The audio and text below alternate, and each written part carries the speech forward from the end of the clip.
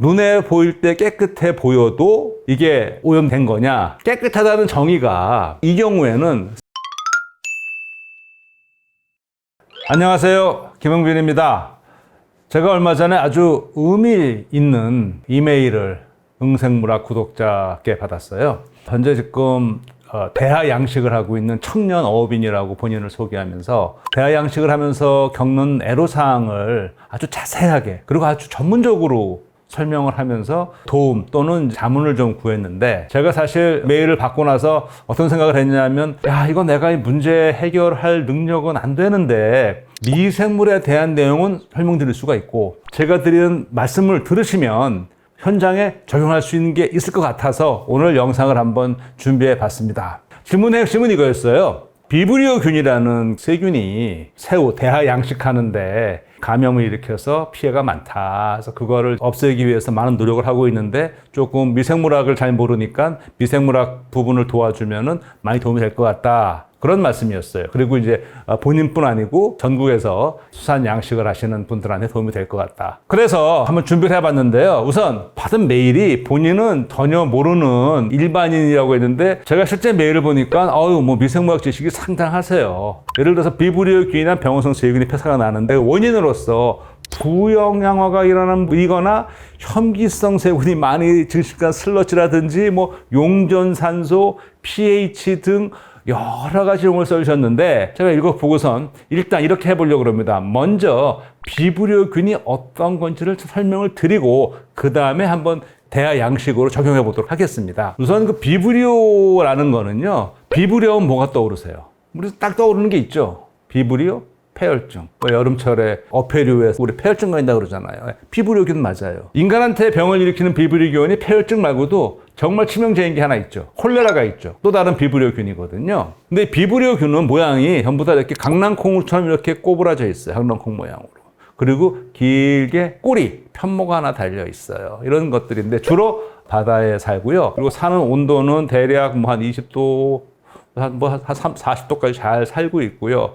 바다에 살니까 약간 좀 짭짤한데 잘 살 거고요. 현재까지 지금 학계에 보고된 비브리오균은 한 130종 정도 돼요. 이 중에서 다 병을 일으키는 건 아니고, 중요한 거는 이게 그만큼 바다의 환경에 많다는 거예요. 근데 이제 이들의 관계가 병을 일으킨 것들도 있지만 실제 바다에서는 많은 그 해양 생물들과 함께 공생 관계에 있어요. 그러다 보니 이 세균을 우리가 다 박멸 이런 개념이 아니고 존재를 하고 있는데 어떻게 우리가 관리할 수 있느냐, 그렇게 접근을 해야 되거든요. 철저하게 그냥 생태학적으로 보면 비브리오균이 그러면 어떤 역할을 하냐? 바다에서 이렇게 많으니까 사실 물질 순환, 물질을 분해하고 그러는데 굉장히 중요한 역할을 해요. 그리고 바다에 사는 플랑크톤부터 시작을 해서 많은 해양 생물에 공생하고 있단 말이죠. 그러니까 바닷물로 대하 양식을 하게 되면 당연히 여러 종류의 비브리오균이 들어올 수밖에 없을 것이고, 대하를 감염하는 비브리오가 들어오게 되면 퍼지는 거는 금방 퍼질 수밖에 없겠죠. 그리고 또 한 가지, 최근 들어서 제가 답변을 준비하면서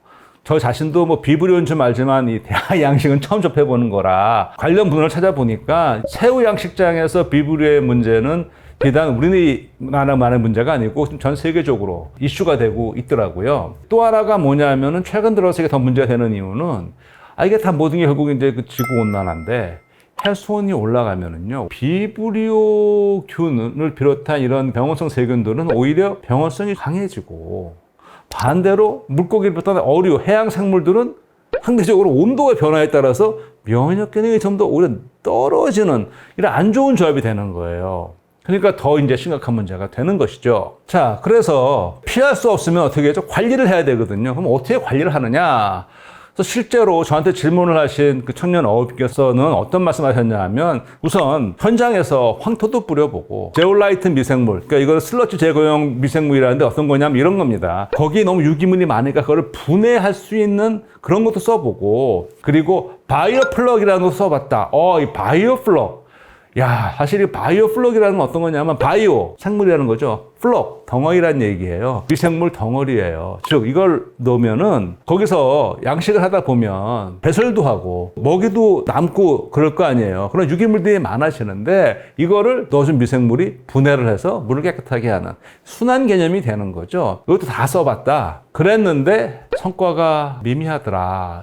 근데 저한테 이미 답을 주셨어요. 처음에 이거 시작할 때 새끼 새우로 시작을 하는데 그때 그 치어가 감염되지 않은 걸 해야겠죠. 치어를 키울 때는 하우스 안에서 키우고요. 얼마 크면 이제 그걸 노지로 갖고 와서 키우게 되는데 비브리오가 진짜 문제라면은 못 자라게 해야 되잖아요. 제일 중요한 거는 못 들어오게 막아야 되고 들어오면 못 자라게 해야 되고 비브리오가 들어오면 사실 비브리오가 먹을 게 많아요. 우선 잉여 먹이 거 있죠. 새우 배설물 있죠. 그리고 새우가 탈피하잖아요. 이 껍데기 이런 거 다 얘네한테 먹이가 되거든요.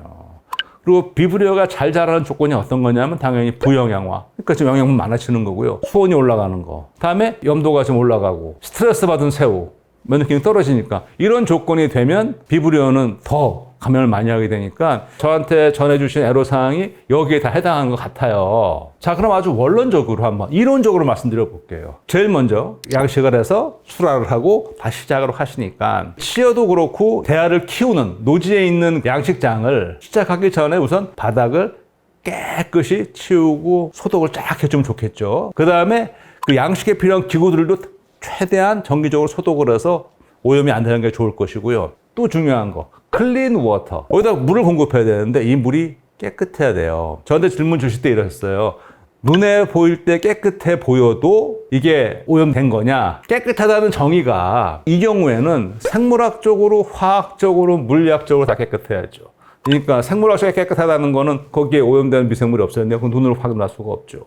화학적으로 깨끗하다는 거는 유기물이 없어야 되는데 그것도 웬만큼 많은가 있는데 눈으로 확인되지 않겠죠. 물론 많으면 좀 부족했지만 물리적 깨끗하다. 이거는 눈으로 확인할 수 있겠죠. 뭐 뜬 게 있으니까. 근데 이 세 개가 다 깨끗해야 깨끗한 거니까 단지 육안으로 깨끗하다고 깨끗한 물은 아니겠죠. 양식장에서 공급하는 물을 깨끗하게 소독을 해서 넣어야 된다. 그 다음에 작업을 할 때는 최대한 장화라든지 입는 옷이라든지 이런 것도 묻어 들어가지 않게 깨끗이 소독을 한 다음에 착용을 하는 게 좋을 것이고 계속 키우다 보면 바닥에 유기물이 가라앉을 수밖에 없거든요. 그러면 결국 그거를 주기적으로 관리를 해줘야 되는데 이렇게 말씀드리면은 그게 말이 그치기 얼마나 어려운 일이냐? 그 제가 압니다. 그래서 일단 이론적으로 말씀을 드렸고 현실적으로 어떻게 할 수 있겠냐 한번 고민해 봐야 될 것 같아요. 사실 제가 이렇게 좀 이론적인 말씀을 드린 이유는 질문을 주실 때 아주 구체적인 질문을 또 몇 개 주셨어요. 그러니까 어떻게 양식을 하고 있냐면 두 가지로 하고 있대요. 그냥 땅을 파서 흙 위에다 하는 것도 있고 필름을 깔고도 두 개를 다 해보신다는 거예요. 두 개를 다 하고 계시는데 정말 제가 이거 중요한 게 두 개를 다 하고 계시면은 이론적으로는 필름을 깔고 하는 게 훨씬 더 유리해요. 그냥 없이 맨 땅을 매번 소독하고 제거한다는 거 쉽지 않거든요. 거의 불가능하거든요. 그런 고백도 하셨어요. 그거 어렵다. 그래서 이거를 필름을 깔고 한다. 필름을 깔고 한 다음에 한번 양식이 끝나고 나면 그 필름에 많은 찌꺼기들이 있잖아요. 굉장히 좋은 비료가 될 수 있거든요. 그래서 그건 그대로 꺼내서 주변 농업인들한테 무상으로 비료를 공급을 한대요. 굉장히 앞선 양식을 하고 계시는 거예요. 궁금한 점은 뭐냐면 세균이나 바이러스가 추우면 다 죽느냐 이제 이렇게 물어보셨고 자 정리를 한번 해보겠습니다. 우선 바이러스와 지금 비브리오는 전혀 다른 거기 때문에 비브리오 같은 경우는 겨울이 와도 죽지는 않지만 어느 상태로 유지가 될 수 있고요. 바이러스는 숙주 밖에 나오면 입자이거든요. 근데 그 입자가 환경에 따라서 몇 시간에서 며칠씩 버티는데 제 생각에는 새우를 감염하는 바이러스는 상대적으로 비브리오에 비해서는 저런 상태에서는 파괴가 되지 않을까. 굉장히 오랫동안 있는 거기 때문에 숙주 밖이기 때문에 그런 생각을 해봐요. 또 질문 중에 하나가 담수가 비브리오 감염을 억제하는데 좋다고 들었다. 근데 사실 이거는 원래 비브리오가 해수에 사는 거니까 담수가 들어가면 염분이 내려가면 얘는 적정 염분을 필요로 하니까 조금 성장에 불리하긴 할 텐데 그렇다고 이게 완전히 못 자라게 하려면 굉장히 염분이 내려가야 되거든요. 그러니까 실제로 이런 말씀 하셨어요. 20-30% 담수가 들어와도 별로 영향을 안 받는 것 같더라. 담수가 좋다고 그래도 새우가 자라는 필요한 염분도 있을 것 같아가지고 비브리오를 담수를 넣어서 제거하는 거는 제가 이해하는 바로는 현실적으로 어렵겠다는 생각이 들어요. 그리고 또 이제 황토가 도움이 될 것 같아요. 황토로 미세조류를 침전시키면 어떻게 되느냐 또 예측도 하셨어요. 이렇게 되면은 이게 밑에 가라앉아서 산소가 없는 여기서 혐기성 상태가 된다고 말씀하시면서 황화수소 같은 가스가, 유독한 가스가 형성되지 않겠느냐. 예, 사실 가능합니다. 그럼 이 모든 걸 다 해결할 수 있는 방법을 어떻게 답을 드려야 되느냐? 아까 제가 이론적인 걸 설명을 드렸잖아요. 대략적으로 질문하신 거에 제가 대충 답은 드렸는데 많은 걸 해보셨어요. 만약에 비브리오 하나만 놓고 본다면 시도해보시지 않은 게 하나 있는 게 제가 문헌을 찾아보면 효과가 좋은 걸로 나오는데 이런 방법은 하나 있습니다. 비브리오를 제거하는데 비브리오만 공격하는, 비브리오만 파괴하는 파지를 이용할 수 있어요. 이거 바이러스인데 대안은 건드리는 게 아니고 비브리오에만 숙주, 특이성이 있는 세균 바이러스라서 다른 데는 아무 이상이 없는 겁니다. 그리고 이제 이거 말고 대아가 병이 드는 거는 비브리오도 있지만 아까 바이러스도 말씀하셨잖아요. 그러니까 바이러스를 막으려면 어떻게 해야 되느냐. 노지에서 이거를 이렇게 키운다 그러면 제가 다른 해외 사례를 보니까 새가 못 오게 막더라고요. 네트를 쳐가지고. 그러니까 왜 새가 오면 먹는 게 문제가 아니고 배설물로 인한 또 바이러스 유입이 있기 때문에 새들의 접근을 막는 노력도 바이러스를 막기 위해서 하고 있다는 거를 제가 말씀을 드리고요. 말이 나온 김에 저한테 질문을 주실 때 혐기성 세균 말씀을 주셨는데 사실 혐기성이라는 거는 말 그대로 옮기면은 산소, 공기를 싫어한다는 거잖아요. 혐오한다는 거예요.